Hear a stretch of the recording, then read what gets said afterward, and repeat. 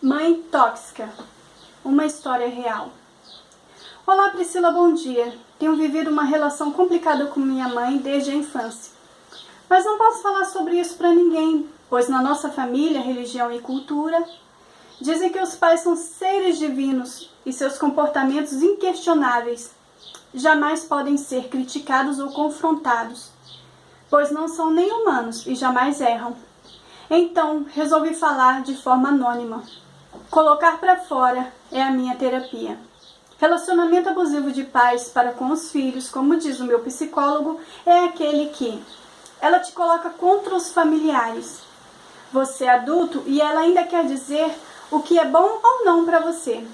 Sempre quer te controlar, mesmo à distância. Quando você diz não, ela faz você se sentir como se fosse o pior filho do mundo. Nunca acredita em nada do que você faz e torce contra o seu sucesso. E pior, coloca toda a família para fazer o mesmo. Você nunca será bom o suficiente. Faz chantagem emocional, dizendo que você é um ingrato, cruel, não cristão. Faz você se sentir o pior filho do mundo, mas exige amor, respeito e atenção em troca. Bom, no meu caso, eu me encaixo em todos os itens. Vamos começar do começo. Minha mãe engravidou de um homem casado. Ela arriscou no tudo ou nada. Nesse caso, ela ficou sem nada e foi abandonada por ele.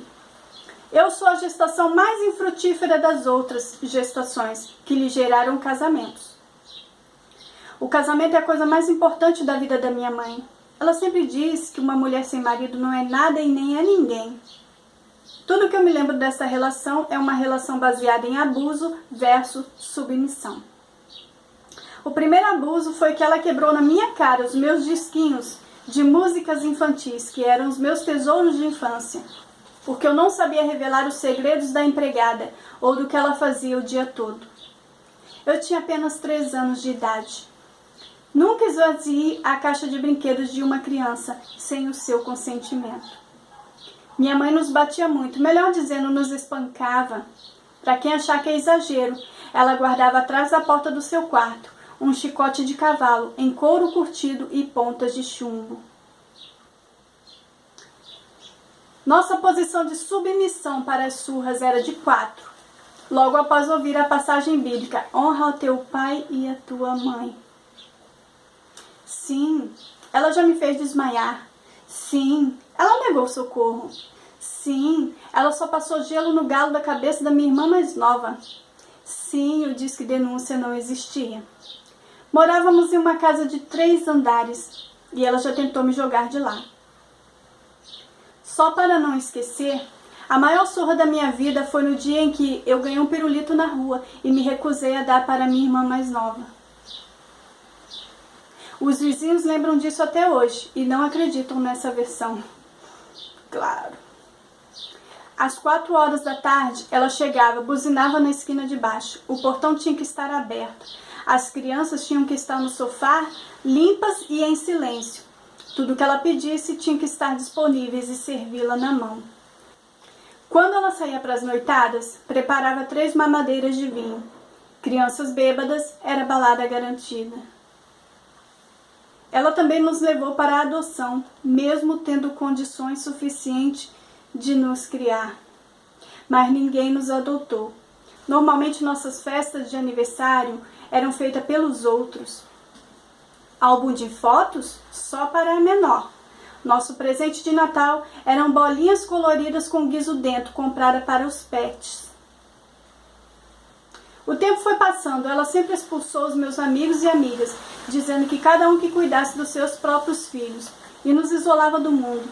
Me proibia, particularmente, de ir em eventos da igreja sozinha. Nunca pude sair. Tudo aquilo que nos fazia feliz era regrado e passado na peneira. Absorventes, sutiãs e remédios de cólica? Nunca tivemos. Tentei ter conversa franca com ela o porquê de tanta crueldade. Ela dizia que era para corrigir o meu mau gênio. Eu, ao contrário dos irmãos, não copiava o seu comportamento. Fugia e reclamava dele. Já havia muita fofoca familiar e normalmente na pior posição da família, a de ovelha negra, eu me encaixava. Ela casou e eu comecei a sofrer abuso na mão dos padrastos. Mas ela nunca acreditou e me colocou em internato. Então ela comprou as coisas de que eu necessitava para me mandar embora para o colégio. Minha irmã abriu todas as coisas e usou. Enquanto nós duas brigávamos, minha mãe me bateu. Era gota d'água. Agarrei a correr e reagi. Segurei ela bem forte nos ombros, olhei na cara dela e disse: "É a última vez que você toca injustamente em mim." E ameacei: "Da próxima vez, você vai precisar se garantir." Assim ela conseguiu criar a minha irmã com uma personalidade de abuso versus submissão, muito próxima à dela. Era um joguinho. Minha irmã mexia nas minhas coisas, eu dava um tabefe nela e minha mãe tinha em mãos a desculpa que precisava para me espancar. Depois disso, eu destruí o seu casamento, que achava estar fazendo o bem para a família, porque na verdade era um caso de polícia. Daí em diante as coisas pioraram ainda mais. Casamento é uma prioridade em sua vida. E ao me ver casada e feliz, a deixa indignada. Coloquei ela para fazer terapia e ela rejeitou qualquer ajuda. Quando nos encontrávamos em uma reunião de família, ela não poupava elogios aos cabelos, olhos e tudo mais da minha irmã. Ela repetia para todo mundo ouvir que ela e minha mãe eram as mais bonitas da família, me excluindo, liberando assim a sua personalidade, que fazia minha mãe ter o maior orgulho e ostentar o fruto do seu trabalho. Com o tempo, meu marido percebeu a situação de abuso e passou a ser o meu protetor. Passou automaticamente a ser o inimigo número 1 da minha mãe. Ela tentou entrar na minha casa para me bater. O dia em que eu não limpei a casa dela e não cuidei dos seus filhos. Meu marido parou a mão na porta e disse: "Eu ordenei que minha mulher de agora em diante limpasse a nossa casa. Quer bater? Bata em mim." Ela recuou. Um dia o portão ficou aberto e eu fechei 5 vezes. O cachorro começou a avançar nas pessoas na rua. Perdi a paciência com meu irmão. Quando fui brigar com ele, juntaram os 3 em mim. Eu puxei uma faca e falei: "Vamos acabar logo com isso. Quem quer ser o primeiro a morrer?" Minha mãe trancou as portas da casa dela com os seus filhos dentro. Os meus irmãos começaram a viver uma vida louca e sem regra. Repito, vida louca. E eu só conheci o caminho de casa para o trabalho, de casa para a igreja. Nunca deixei a minha mãe acordada nem uma noite sequer esperando por mim. Então ela foi chamar o pastor para conversar com sua pior filha, aquela que nunca foi numa festa, a única filha bem casada e só sabia cuidar da própria vida. Conversei 15 minutos com o pastor e ele chegou a um diagnóstico. Peça perdão para sua filha todos os dias de sua vida. Ela chorou de ódio do pastor. Por esta ocasião, recebi inúmeras ligações de parentes me repreendendo. Ela chorava no telefone com eles, chorava em frente ao meu trabalho, se ajoelhava na calçada, fazia escândalo no ônibus. Aquela de camisa cortada, se esconder a minha filha desnaturada. Me ligava 20 vezes ao dia, de madrugada, interrompia o meu sono, me vencia pelo cansaço. A minha paciência acabou. E eu falei que você é uma puta, sua vida é uma merda, lava sua boca com sabão, você não tem a menor moral para falar de mim. Quem você é? Olhe para sua vida, olhe para dentro de você. Nunca vi minha mãe chorar tão alto como nesse dia. Quando chega em minha casa, grita: "Abre o portão!" Eu respondo: "Você tem chave e tem mão." Ao entrar fazendo um bico, filhos e netos entram juntos com a mesma postura. "Tô com sede." A água não voa. Conhece o endereço do filtro? Não dá 2 minutos, todos vão embora. Minha irmã se casou e ela pediu dinheiro emprestado para socorrer a minha irmã desempregada, que precisava do marido até para comprar uma calcinha. Não há nada de errado nisso, se não fosse o fato de eu também estar desempregado, meu marido sem profissão, ter que bancar as calcinhas da minha irmã, casada com um marido de excelente profissão. Interessante. Uma pessoa de fora uma segunda mãe, deve ser uma sogra, agregar a família, percebeu que minha mãe desunia e desequilibrava a família. Minha irmã mais velha veio me visitar e foi embora sem dar uma palavra, depois de receber uma carta da minha mãe contando-se sabe-se lá Deus o que de mim. Hoje ela chega na minha casa e pergunta pelo meu marido. Se ele está, ela entra. Se ele não está, ela dá um desculpa e vai embora. Só que meu marido descansa de dia. E ela bate na porta, bate martelo, bate em tudo, só para incomodar. Nossa última conversa eu pedi para ela que, pelo amor de Deus, já que ela não pagou meus estudos, já que não vai deixar nada para mim, mesmo tendo condição, que não estragasse a única coisa que eu tenho de verdade, que é o meu casamento. Eu não falo gritando, nem brigando, como os outros pensam. E ela me interrompeu, perguntando o meu peso e comparou com o seu próprio peso. Já choramos muitas vezes, nos reconciliamos tantas vezes, mas as coisas nunca mudam.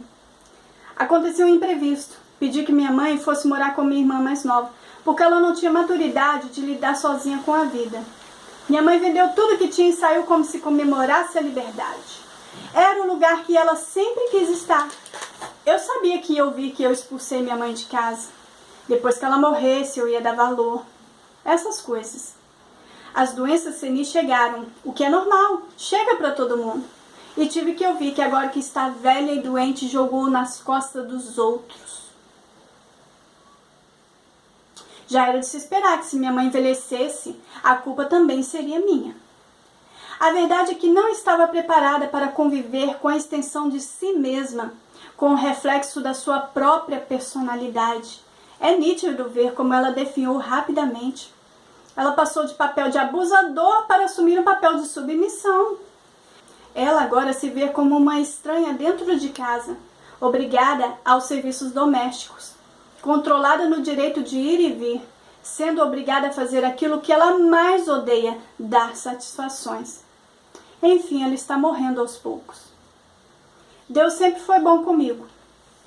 Nunca me faltaram senhoras que cruzaram o meu caminho, diziam quanto eu era o modelo perfeito de filha e que elas adorariam ter uma filha como eu. Pessoas que me amaram, me aceitaram, me abraçaram como filha e sempre oraram por mim.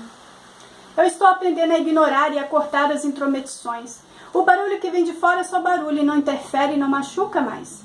Aprendi a ser o dono da minha vida, a colocar limite e a criar espaços entre eles. Entendi que o abusador acredita fielmente que o problema está no outro e que ele só quer ajudar.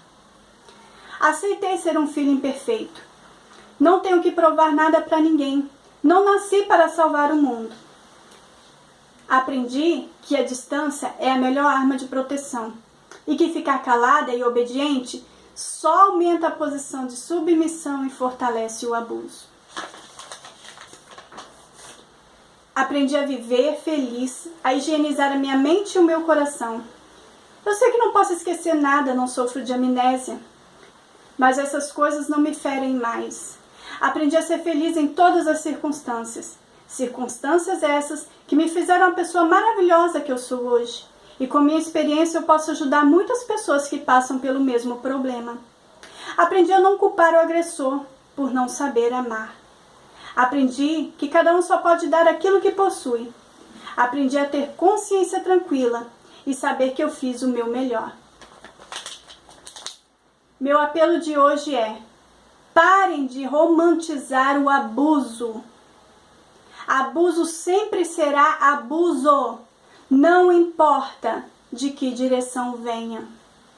Autor desconhecido.